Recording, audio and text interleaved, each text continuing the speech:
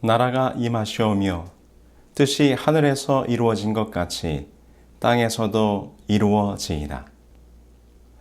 오늘은 주기도문 뜻이 이루어지는 기도에 대하여 함께 말씀을 나누겠습니다.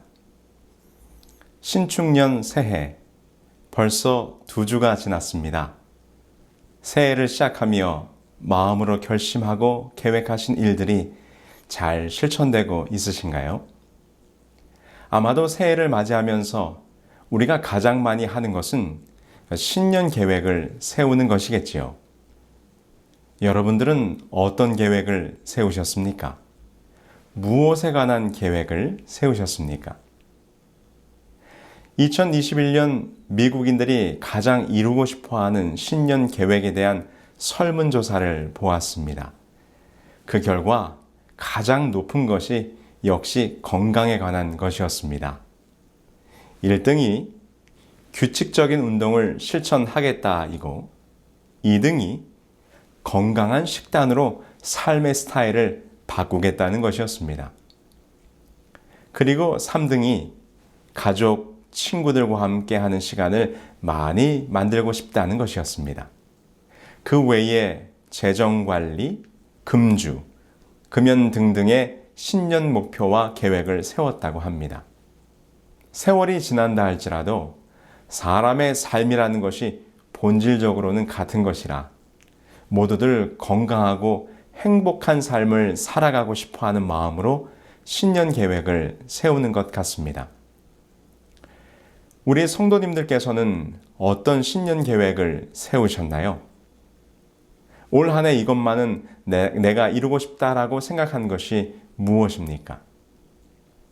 오늘 저는 주님께서 가르쳐 주신 기도문을 묵상하면서 이 새해에 우리의 계획과 뜻이 아니라 하나님의 뜻을 이루며 사는 그리스도인이 되면 어떨까 제안을 드려봅니다.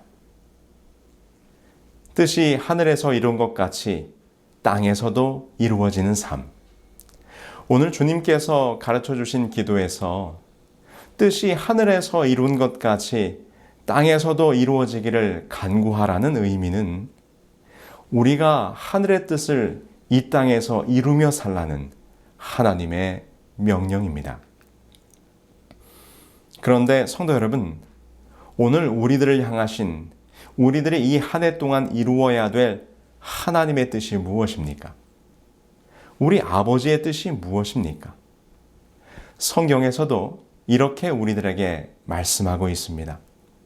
성경 말씀 로마서 12장 2절에 있는 말씀을 보시겠습니다. 너희는 이 세대를 본받지 말고 오직 마음을 새롭게 함으로 변화를 받아 하나님의 선하시고 기뻐하시고 온전하신 뜻이 무엇인지 분별하도록 하라. 로마서에서 바울은 말하기를 이 세상의 세대를 본받지 말고 하나님의 선하시고 기뻐하시고 온전하신 뜻이 무엇인지 분별하도록 하라고 권면하고 있습니다. 이 세대를 본받지 말라. 여러분, 어떤 삶을 사는 것이 가치 있는 삶인가? 내 삶을 어떻게 살 것인가에 대하여 생각할 때 여러분들은 어떤 기준을 가지고 선택을 하십니까? 우리는 우리의 삶의 자리에서 어떤 것을 선택해야만 할 때 고민하게 될 것입니다. 그리고 최선의 선택을 하기 위하여 노력할 것입니다. 이성적으로 생각하여 논리적으로 따져봤을 때 어떤 것이 더 나은가를 고민합니다. 때로는 감성적으로 생각하여 어떤 것에 내 마음이 더 치우치는가, 내 마음이 기우는 쪽이 어디인가를 생각하기도 합니다.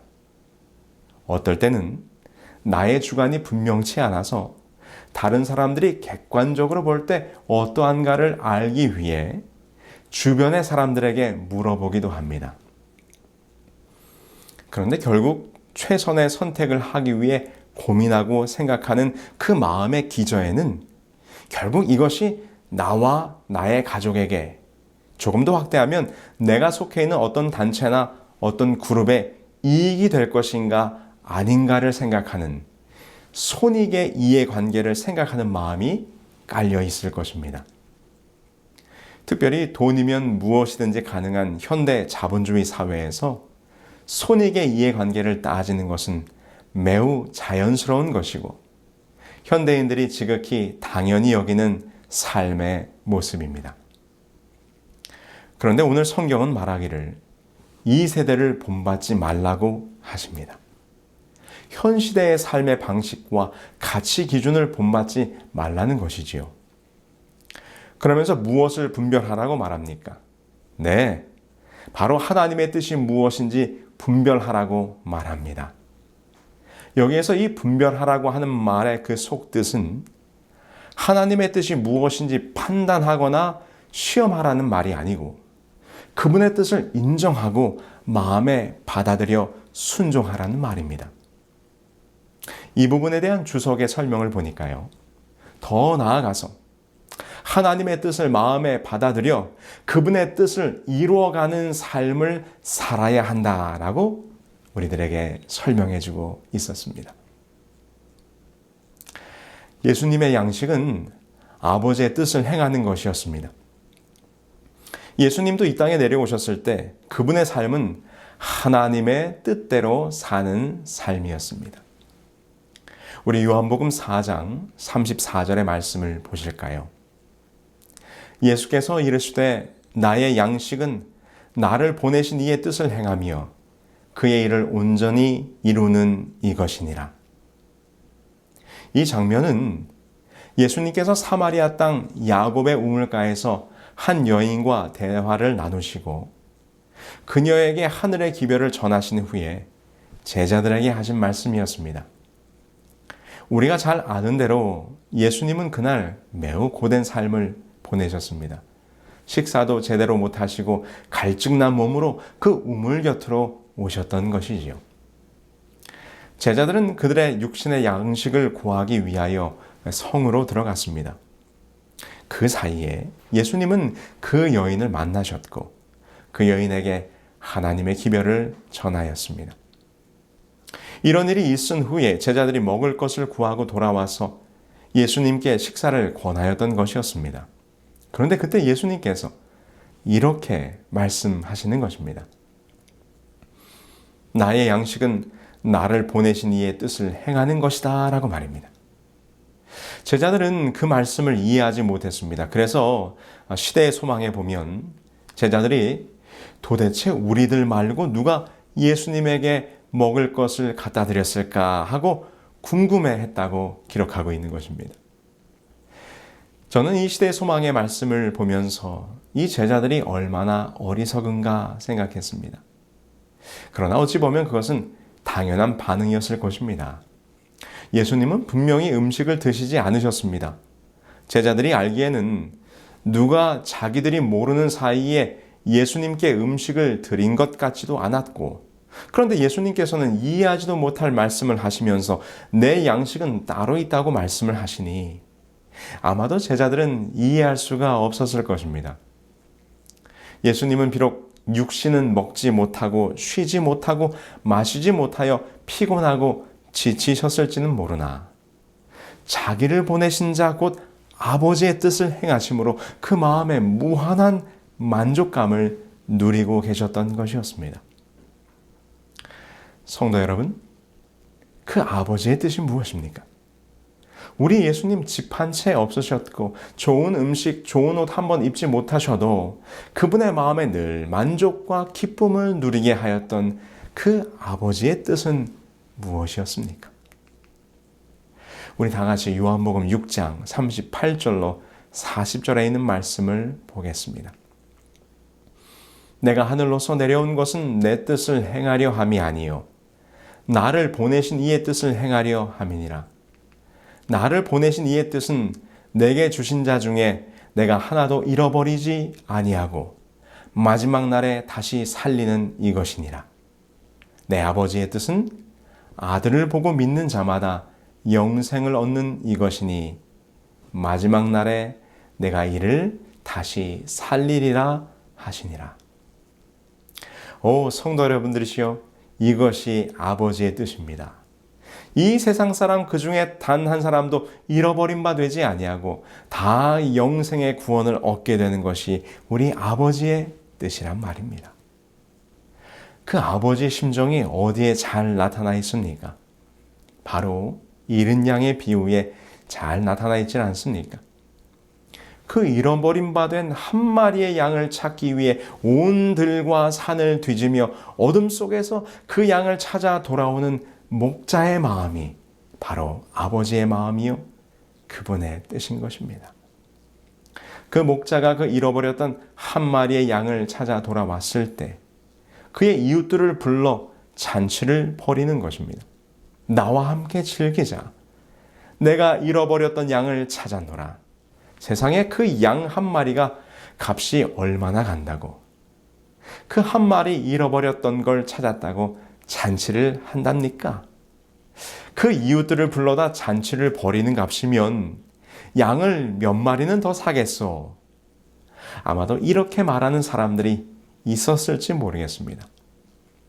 그러나 그것은 세상의 가치의 판단 기준입니다. 계산적이며 산술적인 세상의 삶의 방식인 것이지요. 성도 여러분, 그 잃어버렸던 한 마리의 양, 그 양은 바로 잃어버린 바 되었던 한 영혼을 말하는 것입니다. 그 한 영혼이 돌아왔을 때 하늘에서는 잔치가 열린다고 하였습니다. 하나님 보시기에 그 한 영혼이 이 세상 그 무엇보다도 바꿀 수 없는 귀한 존재라고 여기시기 때문입니다. 우리 예수님께서는 이 땅에 거하시며 그분이 죽는 그 순간까지 그 아버지의 뜻을 이루고자 하셨습니다. 그래서 갈라디아서 1장 4절은 이렇게 기록합니다. 그리스도께서 하나님 곧 우리 아버지의 뜻을 따라 이 악한 세대에서 우리를 건지시려고 우리 죄를 위하여 자기 몸을 들이셨으니.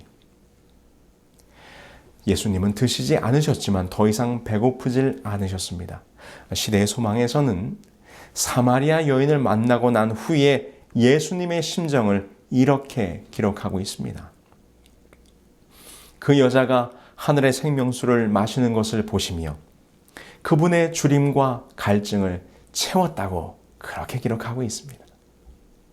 그분이 하늘에서 보내심을 받은 그 사명이 성취되는 것을 보실 때에 그분은 더 이상 인간의 필요를 초월하게 되었으며 진리를 위해 줄이고 목마른 영혼을 섬기는 것이 먹고 마시는 것보다 더 기쁜 일이며 그것이 그분의 원기 회복의 요소였다라고 시대소망은 기록하고 있는 것입니다. 우리도 예수님처럼 하나님의 뜻대로 살아야 합니다. 성도 여러분, 우리도 아버지의 뜻대로 아버지의 뜻을 이루며 살아야 합니다. 예수님께서는 마지막 십자가에 돌아가시기 전 제자들을 위한 기도 속에서 이렇게 말씀하셨습니다. 아버지께서 나를 세상에 보내신 것 같이 나도 저희를 세상에 보내었고.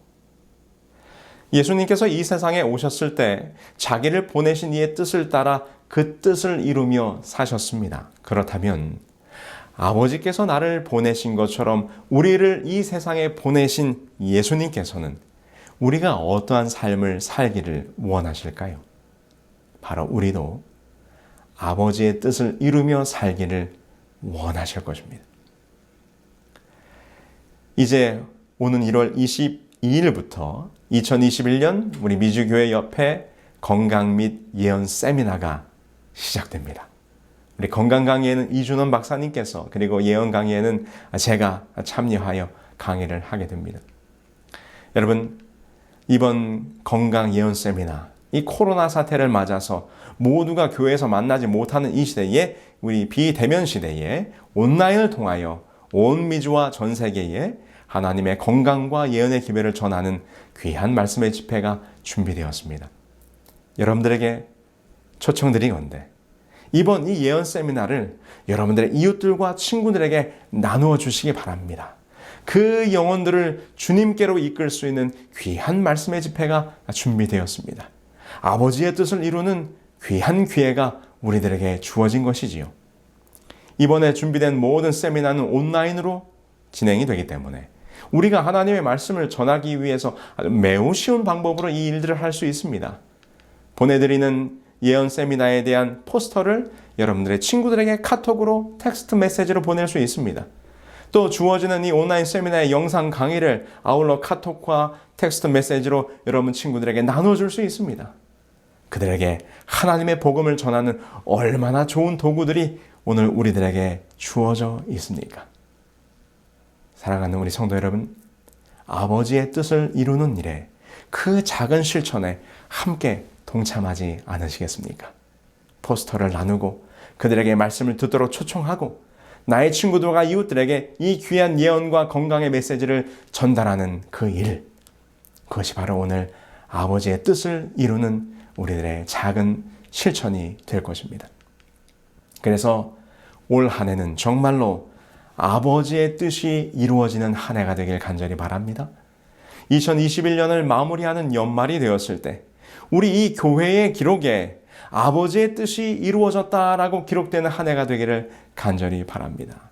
성도 여러분, 정말로 올해는 우리들도 예수님처럼 밥 먹지 않아도 배고프지 않고 물 마시지 않아도 목마르는지 모르는 그 영혼을 구원하는 기쁨, 영혼들에게 하나님의 생명의 기별을 전하는 기쁨, 죽어가는 잃어버린 바 되었던 한 영혼을 영원한 생명으로 인도하는 기쁨을 우리 누려야 하지 않겠습니까? 비록 코로나로 우리가 서로 만날 수는 없지만 우리가 할 수 있는 일을 할 수 있을 것입니다.